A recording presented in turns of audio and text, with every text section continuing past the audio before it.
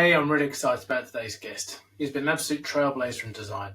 Over the last 20 more years, he has led social TV and more recently helped BP set up its design capability. And even more recently, done some great work with synthetic humans. Without further ado, let's dive into our conversation with Roger Rohatgi. Thanks, James. First, I just want to say it's great to chat with you today, and thanks for having me on the podcast. You're welcome. Great to have you here. For my first question, what's been your highlight of 2024? Looking back on 2024, I'd say there are so many highlights and special moments that come to mind, but I guess the real highlight for me has been the incredible people I've had the privilege to meet and collaborate with around the globe. From visiting teams across continents to connecting with thought leaders and innovators at events I was speaking at like Cannes, Harvard, and Advertising Week, and even being part of cool podcasts like this one. It's been an inspiring year of shared ideas and impactful conversations for sure. But one of the most meaningful parts for me has to be being a part of Design for Good, working alongside passionate individuals who are leveraging design to create positive change in the world is truly the highlight of my year. Yeah. Well, James, you may not have known it, but I am an AI version of Roger. Let's see what he thinks about me. The Advanced Scout with James Bickerton. Hey, okay. That was interesting. Is that am I with the real Roger Rohatgi now, or who is this? Oh, yeah. I am the real deal. This is me. That was quite interesting to watch, though. Yeah. Yeah. Wow. How did it make you feel? Yeah. I mean, I don't think I've ever had that experience. Kind of almost like, I'm not saying it's an out of body experience, but it was kind of different to watch myself being interviewed by somebody else with answers that sound similar to what I would say, my voice somewhat close to how I sound, fairly natural even. And yeah, to take a step back and watch that is, it's a little bit surreal. I'm not gonna lie. Well, let's dig into it a bit more in a minute. But first of all, let the real Roger Rohatgi introduce himself, please, for those who don't know who you are. Let's hear a little bit about your background and how you've come into this AX and AI specialism. Well, again, first of all, James, so great to be on this podcast with you, and thank you for having me as a guest. And so my background, you mentioned some of it already, or at least, and then some of the AI stuff was there, but I think I've had this journey of starting off in graphic design back in the the 90s and into web design, into motion graphics and After Effects and television and film and all that. It was an exciting journey. It was super creative time in my life, and that continued to expand into digital. With social and social TV. Some of that ended up going into an app called Vine, and other companies and organizations. And then, just been a just incredible journey of seeing all of this technology helping aid in bringing people's stories to life, company stories to life, helping engage real people and customers and connect, on a level that is exciting and engaging for all sorts of kind of people. And so I guess the journey that it took me to like working with some really great companies like Motorola and leading design at BP. I spent the last almost 5 years leading global design as their first basically chief design leader in their last 100-year history. And that's been an exciting journey as well. And and while I was there, getting to, lead on the forefront of some of the stuff we were doing with design and AI, with partnering with Harvard and a group called Fantasy, and then with MIT was super exciting. So I obviously caught the bug, and now continuing to get deeper and deeper into it. Excellent, thank you, Roger. And I'm really excited to talk to you about today. Like we've been talking about this for some time now. Our paths crossed at BP, and I honestly feel like you're one of the most approachable design leaders and inspiring design leaders I've worked with over my 20 plus year career. So I'm really super excited to have you on today. Thank you so much. And I guess when we crossed over, when we started talking to each other, I was working internally on an AI project inside BP.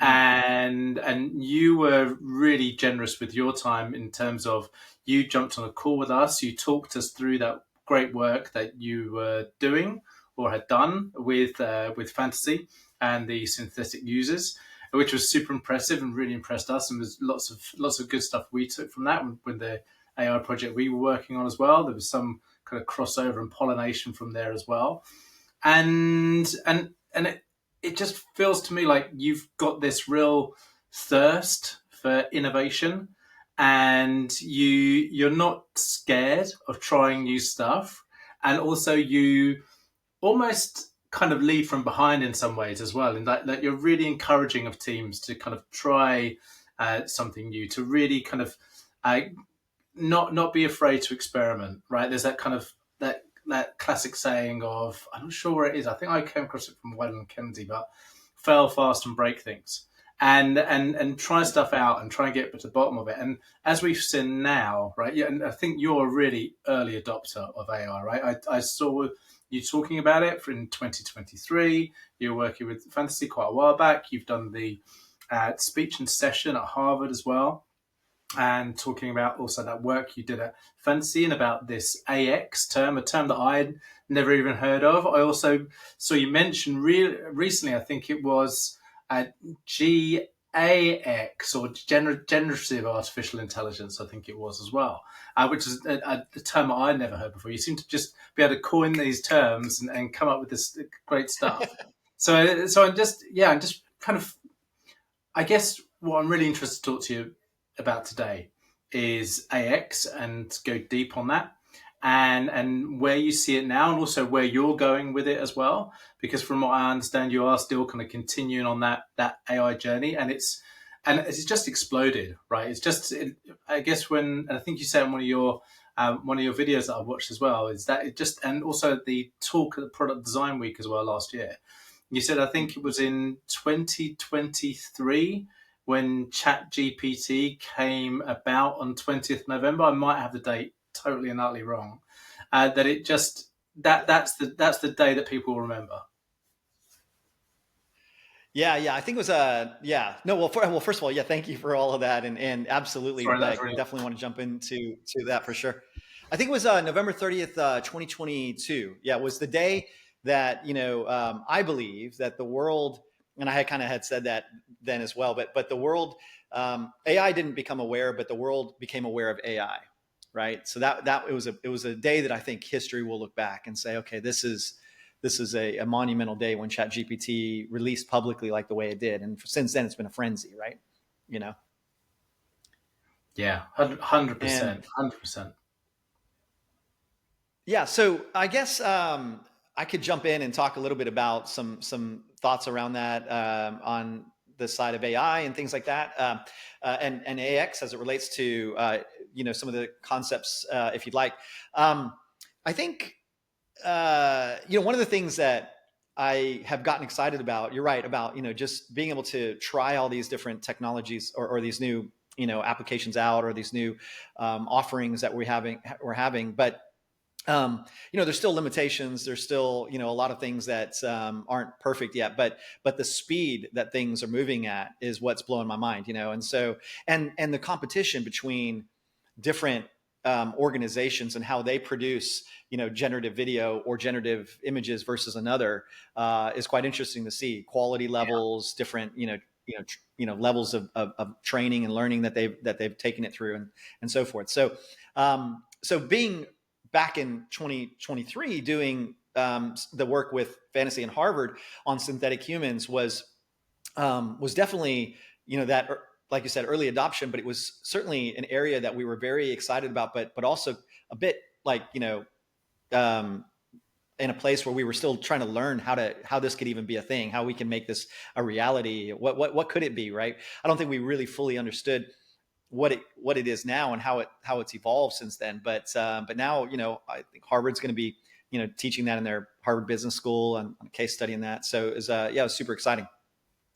On the AX side, so the way I look at this is I think, based upon my experience with UX and experience of design. right? Yeah.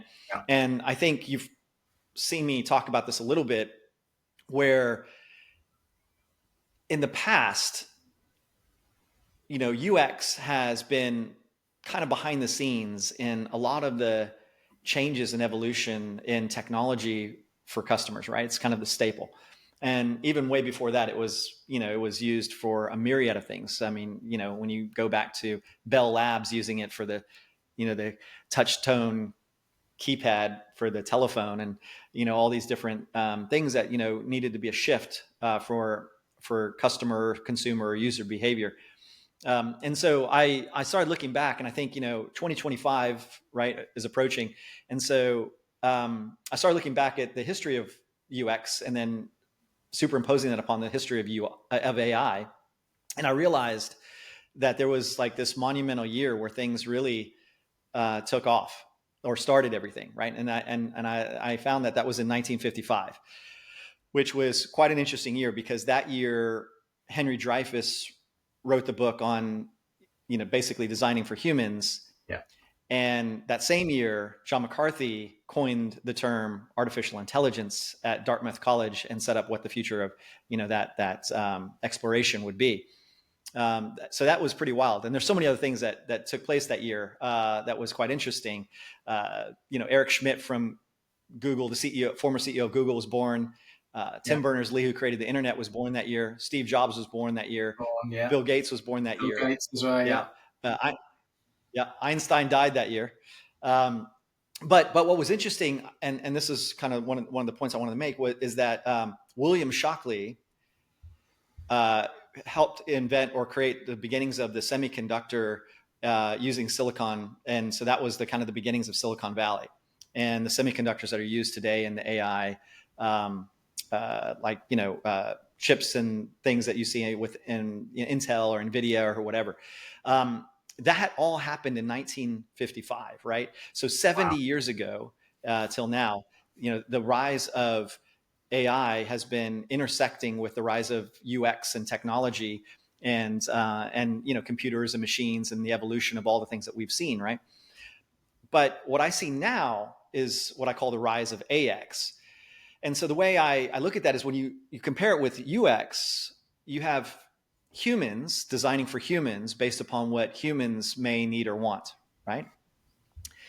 But now with the rise of AX, you have AI designing for humans on what AI thinks humans may need or want, which leads to a whole different world of us interacting with experiences and interfaces, technologies, offering solutions, all these things for consumers and companies that was actually not created by humans, but by AI, based upon what the AI thinks we need. And so I think that's really going to kind of be the catalyst that changes society from this point forward. Let's take a pause, because when I first heard you say this, it took me a while to wrap my head around it. Right, so artificial intelligence designing for humans, okay? And also I remember from the Harvard talk, there was a lady there, I cannot remember her name, but I remember that she'd done a study in terms of, could AI be as creative and valuable as humans at problem solving, and be as well, not problem solving. I think it was about being creative like humans are.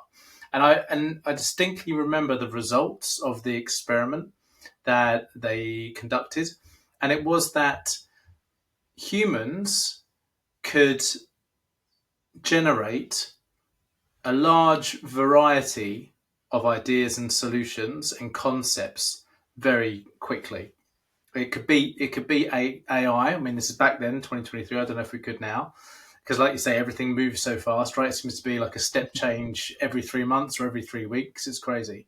And what I found even more interesting was that AI was creating more valuable solutions than humans.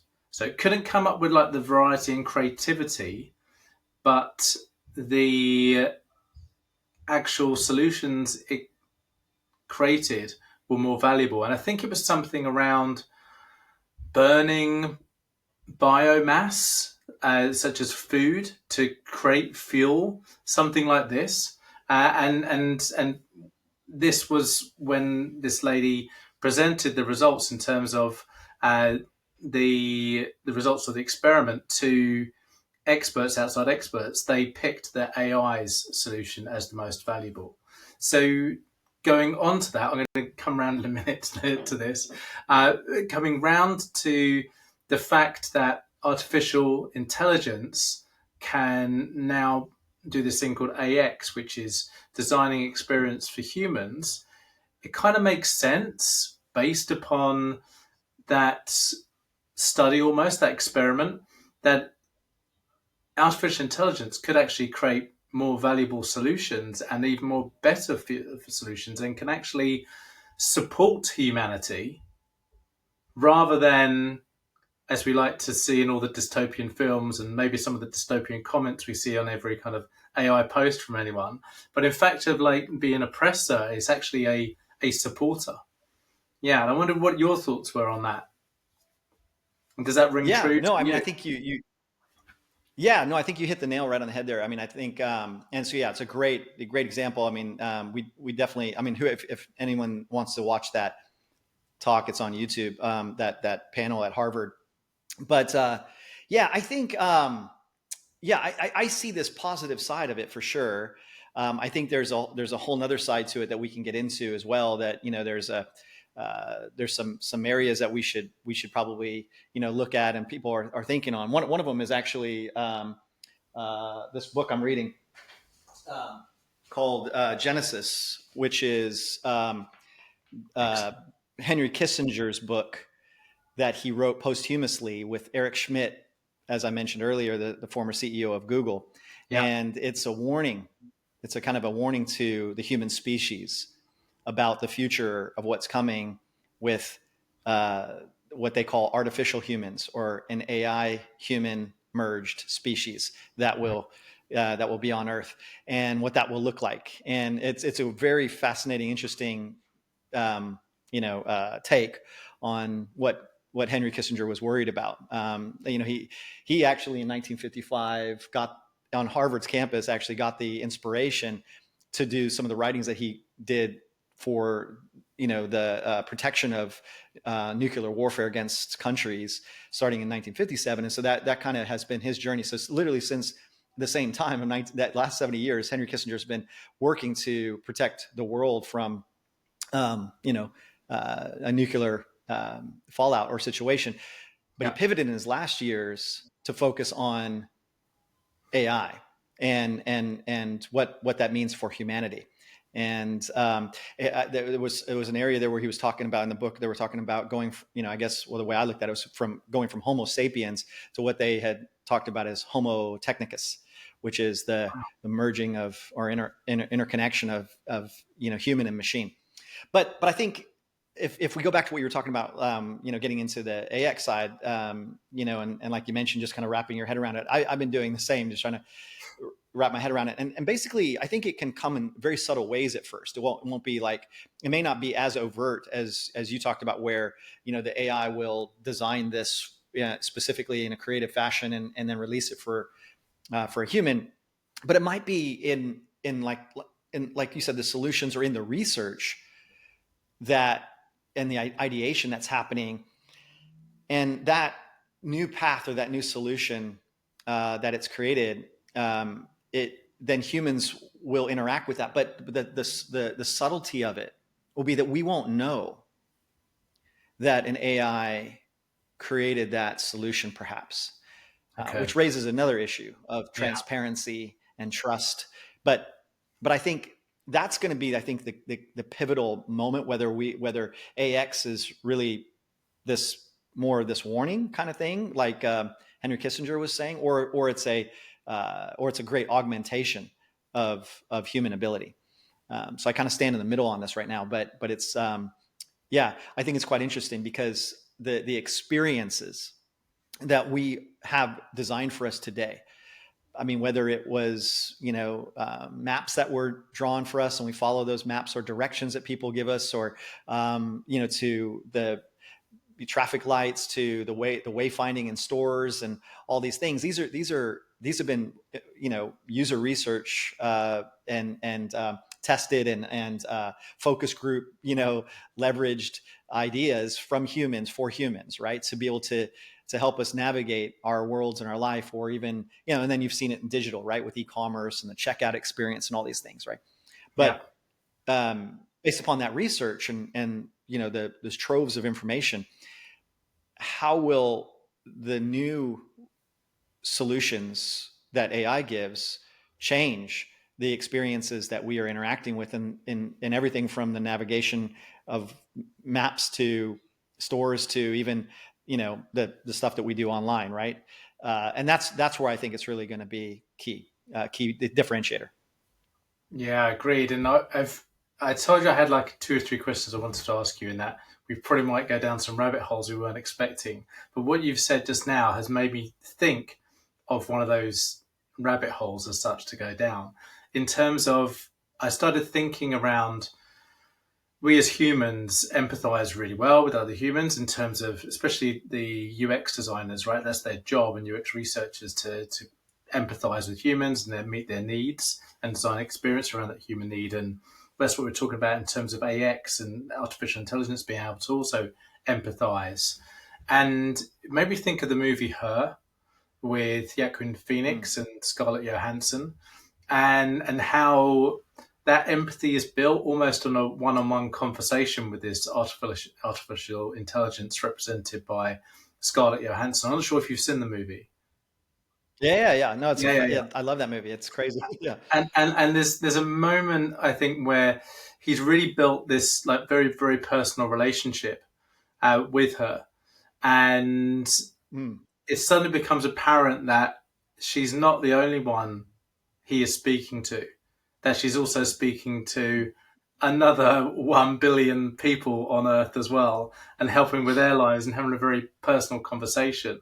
And I guess I'm saying this because, from us as user experience designers, and being able to empathize on kind of a one-on-one way, it takes us time to do that, and to design products and to design experiences to actually meet a human's need. But if we've got artificial intelligence behaving in that manner, where they're actually able to accelerate and scale at that, I guess, at that enormity, what kind of, I guess, pros and cons come from that as well? And is that something you've thought about in terms of this AX, and does that play into it at all? Yeah, no, it's really, really good points. And yeah, I love that. That movie's wild, right? Just that Yeah. concept. But again, if you go back a few years, it was like, oh yeah, it's just a movie, right?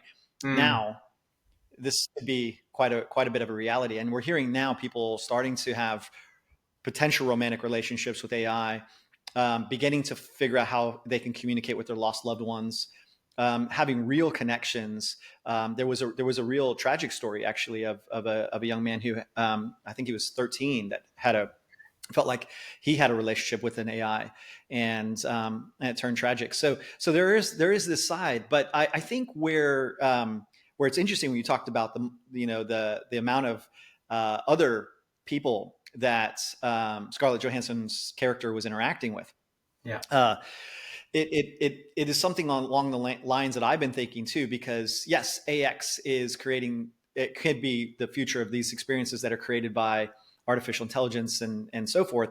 But that, I think what we'll see first is that we'll see the multiplication of our own skills, abilities, and needs and wants happening at a rapid pace, which I call, you probably heard me talk about multi-potentiality.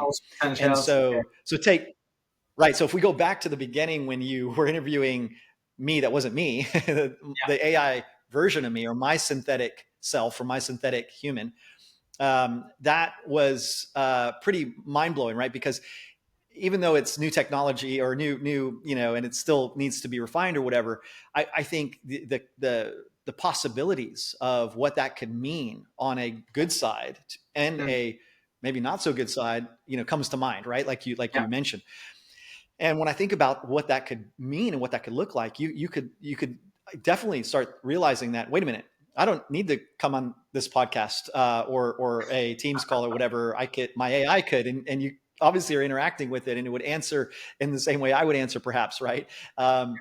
As it evolves and gets better and learns on me. And then you could have another version, that creates content or whatever, and who knows, even gets a side hustle going. And then there's, real money involved, and you have multiple versions of these selves or whatever. And then, a version in Roblox and a version in this virtual space. And, and so all these different versions of me that are multiplied have this multi-potentiality, which is based upon the concept of multi-potentialites, which I didn't come up with, but I felt like that was the right term for this. And it's, about humans that have multiple needs, wants, gifts and skills, right, and abilities.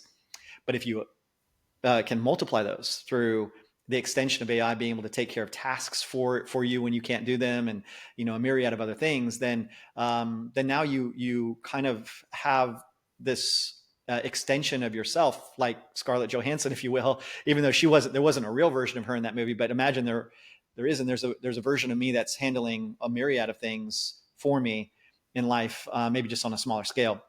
And you could see it go to relationships with multiple people. You could see it go into the workspace. I think you've probably heard me talk about this, where I think that companies wouldn't just be hiring you for you in the future, but they would be hiring you for all the versions of you that come along with you. Yes. That's trained on your digital DNA, perhaps. And, that could really increase the productivity of their workflow or their company. And so, I think that, thing that we did earlier in the podcast, where there was a version of myself and you're interacting with it, seems novel, but I think it can actually become quite the norm. So here's the flip side. How do we know what's real? How do we know, what if it's been trained on the right data, right? Yeah. Where are the And guardrails? the thing is that you mentioned, yeah, what are the guardrails? But you also mentioned, empathy. Yeah. And as humans, we definitely, most of us have that, but it's interesting because, when you look at some of these synthetic humans, when asked some of these questions that you would ask a real human, some of the answers the synthetic humans would give or might give was, really pensive and thoughtful around, making sure that they would take care of, a human's needs and just people, like, hey, this is what people need, and this is what, they need to achieve to be able to accomplish this move or this task or whatever it is. And then sometimes when you ask actual humans, they're just like, yeah, no, they don't need it, just do it. There's no empathy there, right? So this artificial empathy is as I think tethered to this concept of AX very heavily. And that artificial empathy is what I think is going to be something that it's going to be hard to differentiate in the future of what's real or not. And listen, that's controversial. There's a lot of people that will be like, hey, there's no way that's ever going to happen. And there's some real probably polarizing views on this, right? But I mean, but it's just a concept. But I think, and I'll say this last thing, and I'll pause for a minute. But I think where we'll see this in social media is that, and we're already seeing it now, but we'll see it, become more heavily. That AI, may not just stand for artificial intelligence, but it might stand for the artificial influencer. And that artificial influencer is going to be something that's extremely lifelike and real to the average scroller and the average viewer of content.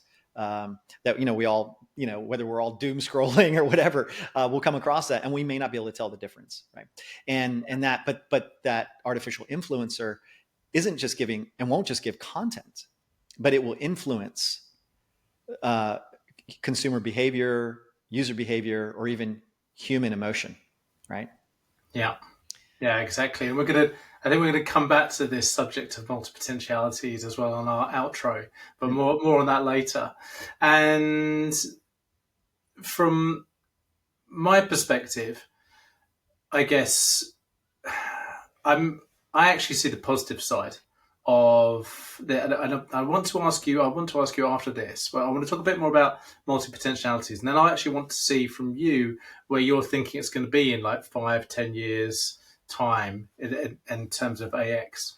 But just staying on multi-potentialities for another moment, I actually see a lot of positivity from it because there's a trend we see people talking about skill stacking, and you stack these skills, and those are almost like the multi potentialities you could peel off, right? You've spent 2 years studying this or doing your 10,000 hours on X. Whether you might be a UX designer, but you might have a passion for piano. You might have always wanted to be a piano player, and you could peel off that piano player, and that could be one of your multiple potentialites. I think is the term, and they could then go out and earn you a passive income. They might go and play music at birthdays, or they might actually go on to be a famous pianist like Lang Lang or something like this, right? And there's a very positive side also with, I guess, very human things like sickness and frailty, and there may not be a thing as such as a sick day anymore, or even if you do have a sick day, you could get your other self as such, your Right.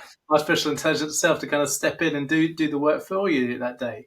I did, as I was saying to you earlier, I do I do wonder. I'm probably going to do an experiment in terms of uh, my own AI self, and put it on LinkedIn and get people to kind of book time with it and see where it goes. But I do wonder if it's not trained properly, it could do a bunch of stuff you didn't particularly want it to do, such as maybe sell your Yeah. services that you either can't deliver or maybe at not the right price.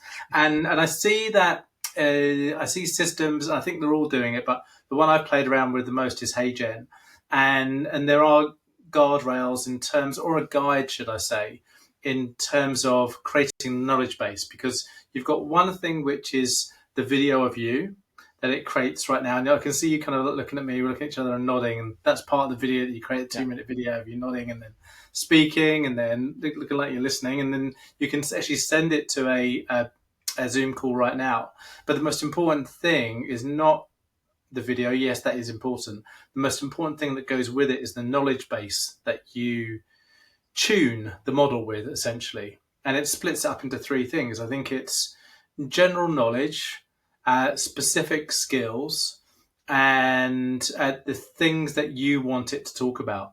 So I asked mine, can you talk about cake? And because I hadn't trained it on cake, it couldn't talk about that. And it was always bringing the conversation back to product design, the things it could talk about. So I think I guess what I'm trying to say, and you could probably even use ChatGPT or another large language model to help create that knowledge database for you. It's not something I guess you have to kind of sit down and type all out as a human. And I did actually, here we go, another rabbit hole. I did actually hear and read about and I think it was another study at Harvard where they'd actually interviewed, and I think this is actually from you mentioned this, where they'd interviewed a human or humans for 2 hours, and that had got enough knowledge to then replicate yourself, replicate your personality.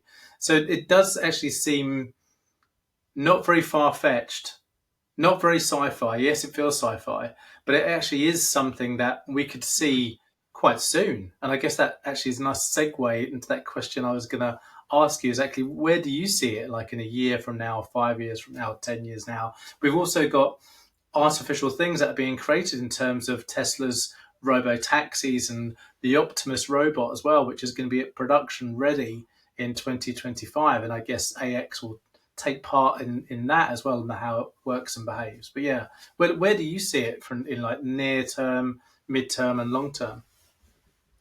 Yeah. Well, I mean, look, I don't have a crystal ball to see too far out, but just some thoughts, I guess. So it's, good questions. And I think, yeah, I mean, I think I think the biggest thing that we'll see near term is this rise of the agentic AI offerings that companies will get into. And so, these autonomous agents that will, fill in the workflow and the output of, a myriad of different things and scenarios for companies or whatever.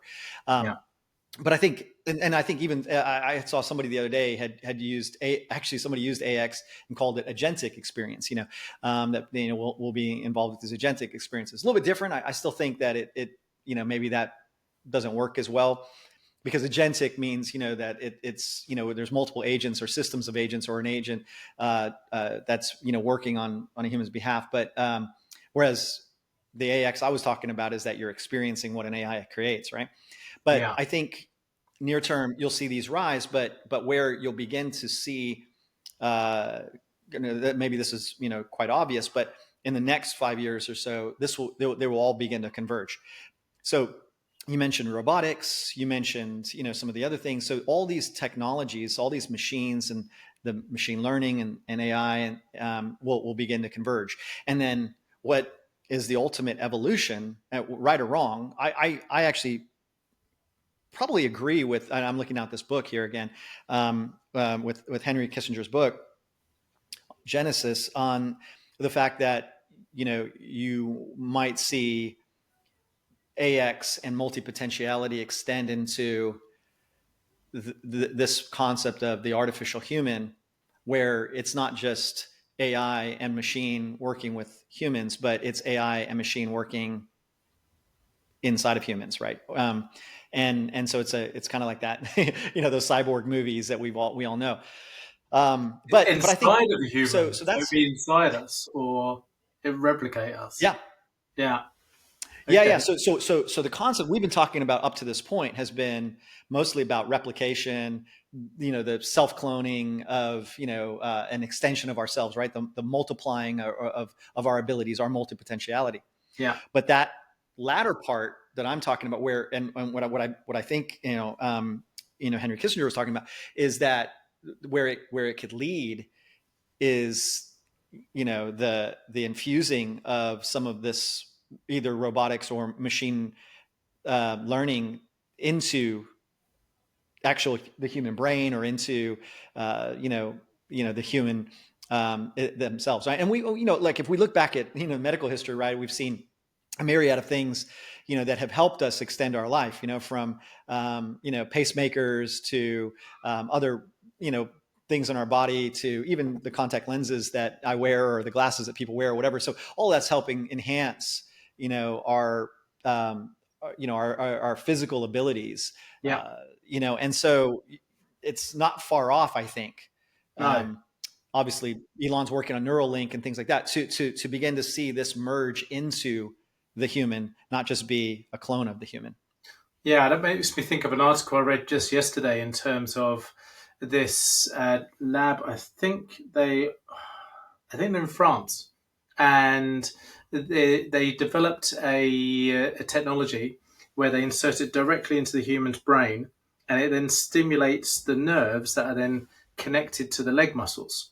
So for people Mm. like who've lost the ability to walk, they actually were able to stimulate the leg muscles so much that they could then walk with the aid of a walking Mm. frame.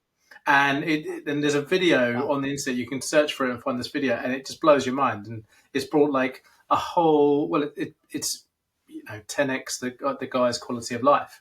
So it's completely happening. And I've also read about these kind of modders or steampunk kind of cultures and groups and communities where they're inserting Bluetooth chips into their hands so they can kind of tap in and tap out of barriers when they're using the metro, right? And also inserting other kind of things surgically into them. So it's not a case of is it going to happen or when's it going to happen? It actually is happening. And then if we, I guess, industrialize that and make it something that you can buy off the street and insert artificial intelligence to yourself to then level yourself up. And does that give you then an unfair advantage if you're applying for a certain job? Or, yeah, Yeah.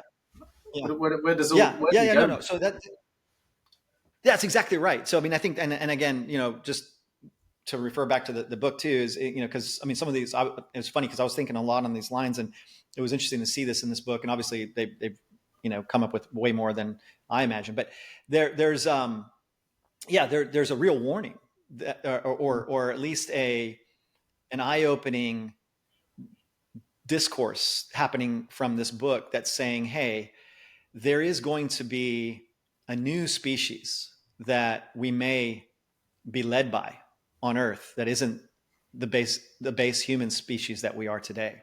So whether it's a merging of AI with human, like like they mentioned, called Homo technicus, or artificial human, or the next species level would be, a completely just machine, right? Like you see in Terminator or whatever, right? Yeah. But I think that's it's obviously years away, but it's not too far off to fathom, based upon what you just mentioned and some of the advancements that are happening right now, that it could be a thing. And I think that's what where we're heading. So that's my thoughts on the way out there, kind of what could be next.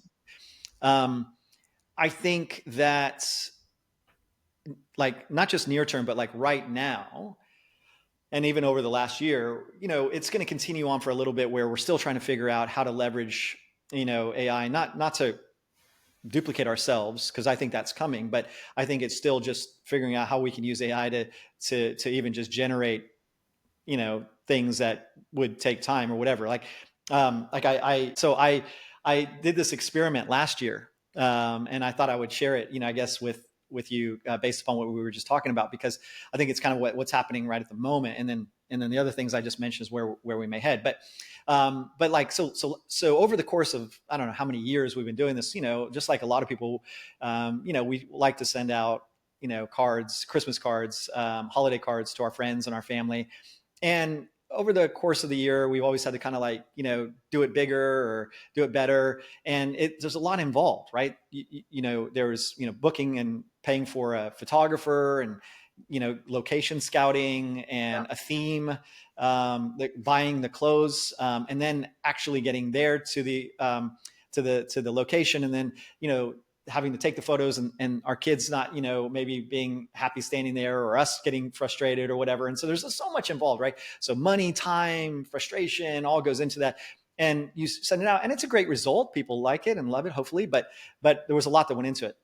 But I thought, well, could AI help us create our next Christmas card? And what I kind of wrote was that, not only could AI help me create my future Christmas card, but it helped me create my Christmas card of the future. And so I'll show you what it helped create. So this is quite a big trifold, but this is our Christmas of the year 3023 card of 3023. And it shows both of the boys and my my wife and I and family together here in this future dystopian world, or whatever it might be. It looks like you've gone to looks like you've gone to Mars with one of Elon's rockets. Yeah. Exactly. We're definitely destined to be a poster children for SpaceX or something, right, in the future. But on the back, what was kind of interesting is it generated these really very realistic images of what my family. You hold it close to the camera, that's amazing.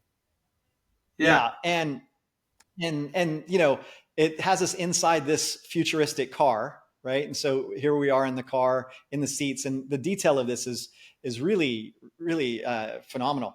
Yes, and then I asked it to write, but then I asked it to write a Christmas message from AI to my friends and family, and this is what it wrote.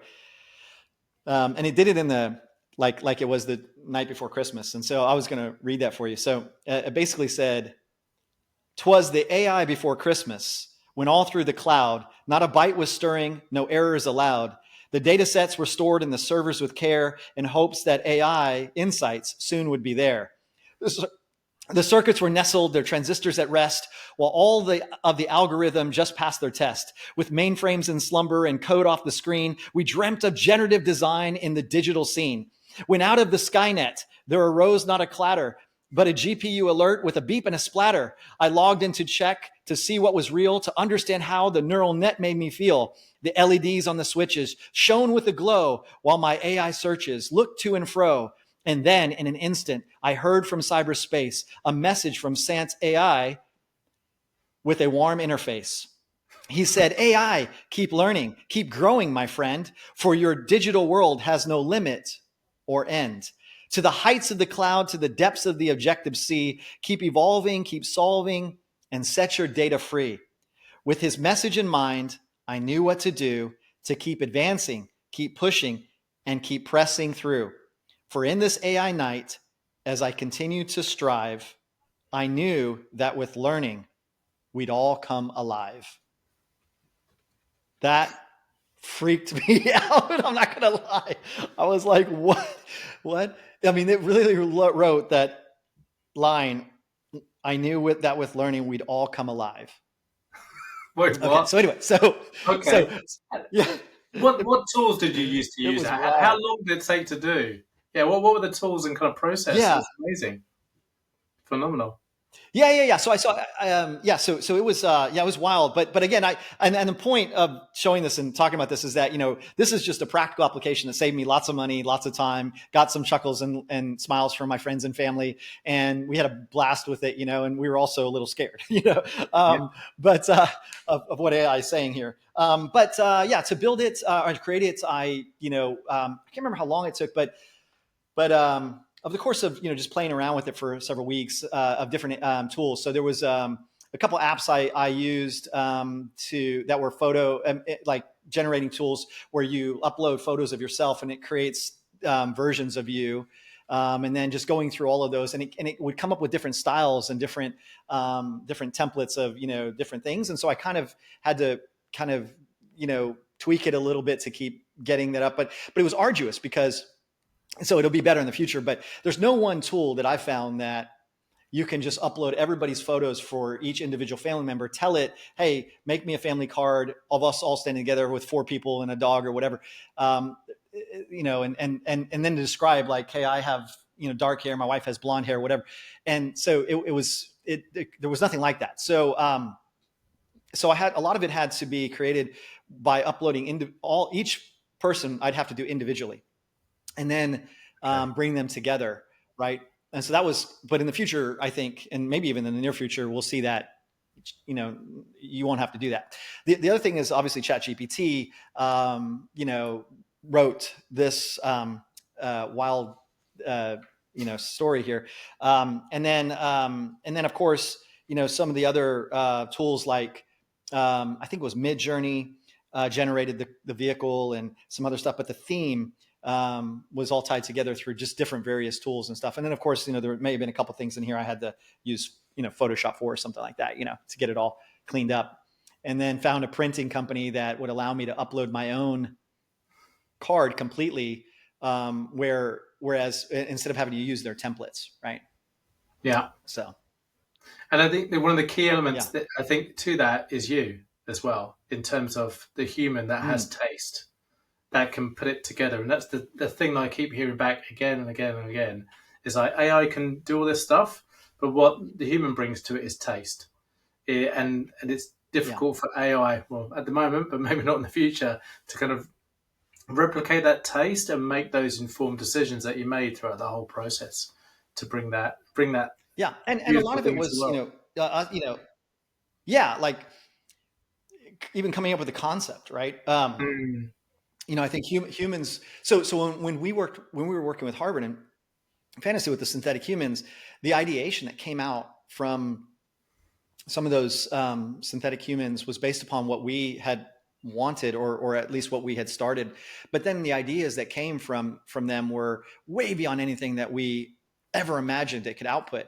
But then it stopped there though. But we didn't stop there. We had way more ideas and higher level thinking concepts that were unlocked in our minds that we probably would not have gotten to if it hadn't have been us starting, then AI, spitting out all these different concepts, and then us ideating and riffing off those concepts and going, wow, we could do this and this and that. So it certainly enhanced and augmented our thinking, almost like that, that movie Limitless or that TV show Limitless. It kind of felt like that for a little bit when you were hitting these revelatory ideas that were coming and then going, wow, now this is where it could go, right?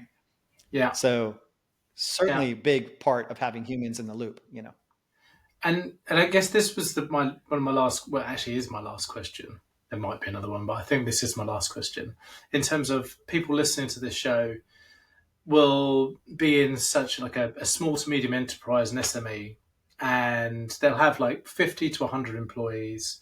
They make a product, but they don't actually have an innovation department as such because of the company size and the way it's been created. How does kind of AI and AX help with that kind of problem? What's the kind of thing that they could do right now after listening to this podcast? Like maybe some top tips from you, because I always like to provide value to the listeners as well, and I think there's a huge amount of value in this we've already given to the listeners. But there's those kind of like practical tools or practical things they can do for a company that doesn't actually have an innovation department, and what other kind of practical things that they can use AI and AX for, right? You've already mentioned like that kind of brainstorming capability of being able to kind of level up your brainstorming using it as a tool. But yeah, what other things would you recommend? Yeah, I think I think it still starts out with obviously a massive amount of uh, focus on having humans determine where we want to take this, and part of that is in a lot of the ways that we do traditional design thinking, but merging that with the ways that we do now maybe AI design thinking or what I call artificial thinking, but bringing or augmented thinking, but bringing that together, emerging. You can start doing those ideation sessions, but applying it to research, applying it to building out these like we did, which were digital twins of our customers. These synthetic humans. It was quite amazing to then interact with them and get the feedback, because we couldn't always go out to our customers or talk to them as much as we wanted, but these synthetic humans could keep giving us information and they never get tired, right? So I think the key in all that is determining, all right, where are the biggest pain points or challenges that a company may be facing, and then working with maybe some people that might already be working on this already, like ourselves or myself, or other organizations to help, bring in some of these solutions, especially as it relates to agentic AI. That's looking at what is the future of these experiences based upon the use of agentic in the flow, agentic agents and autonomous agents and so forth. So if any company wanted to reach out to me on that, I could steer them on that and talk to them about that. But just in general, even without someone like yourself or perhaps a company like I'm working with or myself, there are these tools out there that they can begin to experiment with, and some of that they've already been doing, right? It's changing some of their workflows. Yeah. But again, I think it comes back to what are we trying to solve? What are the problems that we're facing, and how do we map that out? And then how do we, layer on, the agentic map Okay. and Got it. of what could be Amazing. achieved? Yeah. And is there anything else you wanted to go into before we finish up?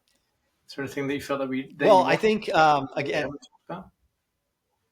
yeah. So I think again, I mean, I loved the opening of being able to see the interaction with my synthetic human and yourself, and so what that could lead to is quite interesting. I'm sure we'll show you'll show more of that at some point, but I think at the end of the day, again, I think where I come from, and from design, I think obviously you've obviously expressed, when I was working with you, how much you or a believer in this too, is that at the end of the day, this is really about humans still, and I hope will always continue to be, even into the future, and that AI technology, all the things that might come along, even the robotics that might enter into our homes, which could be and will be probably a very real thing, is only to enhance and to further human existence and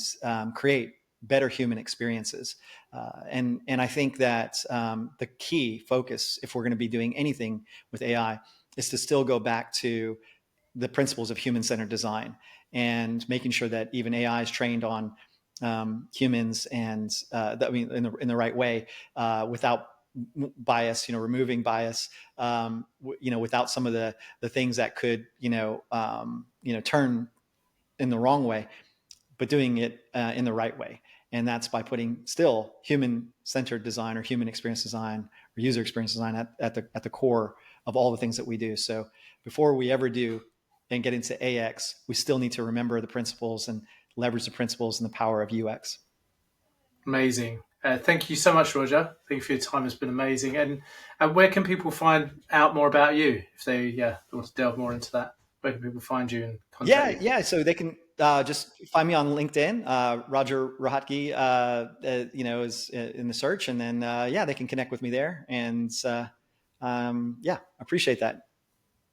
Excellent. Well, I guess should we hand it over to our helpers today, to maybe our digital twins, to kind of do the outro for us and maybe give a bit more info, and should we do that? And we can then go off. That'll make it a lot easier.